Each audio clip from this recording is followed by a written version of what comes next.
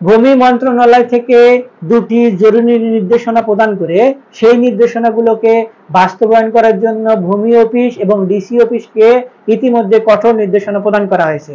কি নির্দেশনা এবং কেন প্রদান করা হলো, চলুন আজকে আমরা এই বিষয়টি নিয়ে একটু আলোচনা করি। তবে ভিডিওটি দেখার পর যদি আপনার আমার এই ভিডিওটি ভালো লেগে থাকে, এই ধরনের আরো কোনো ভিডিও দেখার আগ্রহ জন্মায়, তাহলে আমাদের চ্যানেলটি সাবস্ক্রাইব করে আমাদের পাশে থাকার আমন্ত্রণ রইল। আর যদি আপনি নিয়মিত হয়ে থাকেন তাহলে বরাবরের মতো লাইক কমেন্ট শেয়ার করে আমাদেরকে অনুপ্রেরণা দিবেন। যেহেতু গোটা দেশে রাষ্ট্র সংস্কারের একটি অভিযান চলছে, এই অভিযানের মধ্যে একটি বিষয় থমকে গেছে, সেটি হলো রাষ্ট্রের বিনিয়োগের যে পরিমাণ ছিল সেই পরিমাণটি কিন্তু কমে এসেছে। এবং আরেকটি বিষয় সেটি হলো, যখন দেশে কোনো স্থিতিশীল সরকার থাকে না, অর্থাৎ তত্ত্বাবধায়ক সরকার কিংবা অন্তর্বর্তীকালীন সরকার থাকে, তখন বিদেশি বিনিয়োগকারীরা কিন্তু দেশে বিনিয়োগ করতে সাহস পায় না, যার কারণে দেশের যে অর্থনৈতিক অবকাঠামো সেটি কিন্তু একটু নড়বড়ে হয়ে যায় এবং রিজার্ভের পরিমাণ কমতে থাকে। যার কারণে বর্তমান সরকার যে বিষয়টিকে সর্বাধিক গুরুত্ব দিচ্ছে সেটি হলো দেশে যারা বিনিয়োগ করতে আসছেন তাদেরকে উৎসাহ প্রদান করা এবং বিনিয়োগকে সহজীকরণ করা।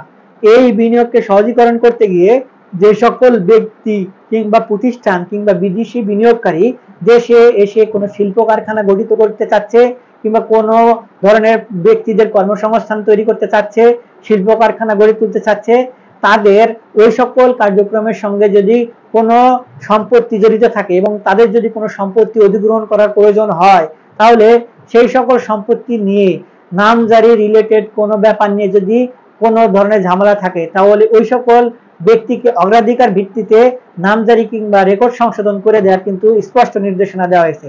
এবং বলা হয়েছে এই বিষয়টি নিয়ে যদি কোনো ভূমি মালিক ভূমি অফিসগুলোতে যায়, তাদেরকে যেন কোনোভাবে হয়রানি করা না হয় এবং তাদেরকে যেন ওয়ান স্টপ সার্ভিস দেওয়া হয়। অর্থাৎ ভূমি মালিকেরা যখন এই শিল্প কারখানা স্থাপন, কোম্পানি স্থাপন করার জন্য জমি অধিগ্রহণ করবেন, তখন সেই জমিগুলো দেখতে হবে যে তাদের সম্পত্তিগুলো আসলে বৈধভাবে ক্রয় করা কিনা। যদি হয় তাহলে তাদেরকে সম্পত্তির অনুকূলে একটি আবেদন নিয়ে সেই আবেদনটি 7 দিনের মধ্যে বাস্তবায়ন করে সেই সকল কোম্পানির নামে কিংবা প্রতিষ্ঠানের নামে নামজারি করে দিতে বলা হয়েছে। এবং এই সকল বিষয়কে বাস্তবায়ন করার জন্য কোম্পানিগুলোকে এবং সেই সকল ব্যক্তিকে বলা হচ্ছে যে আপনাদের ওই সকল সম্পত্তির অনুকূলে ডকুমেন্ট সংগ্রহ করে ম্যাপ নিয়ে কাগজপত্র নিয়ে আপনারা ডিসি অফিসে গিয়ে জমা দিন। ডিসি অফিস থেকে নির্দেশনা প্রদান করবেন এসিলেন্ট মহোদয়গণকে। এসিলেন্ট মহোদয়গণ সরজমিনে পর্যবেক্ষণ করে 7 কর্মদিবসের মধ্যে এই সকল সম্পত্তির অনুকূলে যে নামজারি কিংবা রেকর্ড সংশোধন এটি করে দিবেন। এতে করে সরকার যেটি বলছে, বিনিয়োগকারীদের আগ্রহ বাড়বে, তারা দেখবে দুর্নীতি নাই এবং প্রতিষ্ঠান গড়তে কোনো সমস্যা নাই, সেহেতু তারা কিন্তু বিনিয়োগে আগ্রহ প্রকাশ করবেন। এবং দ্বিতীয় আরেকটি বিষয়ের কথা বলা হচ্ছে যে ভূমি মালিকেরা যেন কোনো সম্পত্তির অনুকূলে কোনোভাবেই আর খাজনা বকেয়া না রাখে। অর্থাৎ ভূমি মালিকদের একটি প্রবণতা রয়েছে, সেটি হলো তারা খাজনা কিন্তু জমিয়ে রাখে এবং একবারই খাজনা দেওয়ার চেষ্টা করে।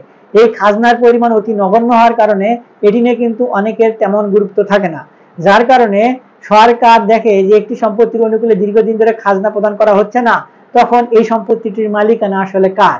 এখন এই বিষয়ে স্পষ্টভাবে নির্দেশনা দেওয়া হয়েছে যে ভূমি মালিকের যতটুকু সম্পত্তি হোক না কেন, সেই সম্পত্তি যে কর নীতিমালা রয়েছে কিংবা এই খাজনা নীতিমালা রয়েছে, সেই নীতিমালা অনুসরণ করে প্রতি বছর যে নির্দিষ্ট সময়ে ভূমি উন্নয়ন কর দিতে হয়, এই সময়ের মধ্যে ভূমি উন্নয়ন কর পরিশোধ করতে হবে। তাছাড়া কোনো ভূমি মালিক যদি একটানা 3 বছরের অধিক কোনো ভূমি উন্নয়ন কর কিংবা খাজনা পরিশোধ থেকে নিজেকে বিরত রাখে, তাহলে সেই ক্ষেত্রে ওই সকল সম্পত্তির অনুকূলে তাদের যে মালিকানা সেটি কিন্তু অটোমেটিক্যালি বাতিল হয়ে যাবে এবং সরকার কিন্তু সেটি খাস তালিকাভুক্ত করে দিবেন।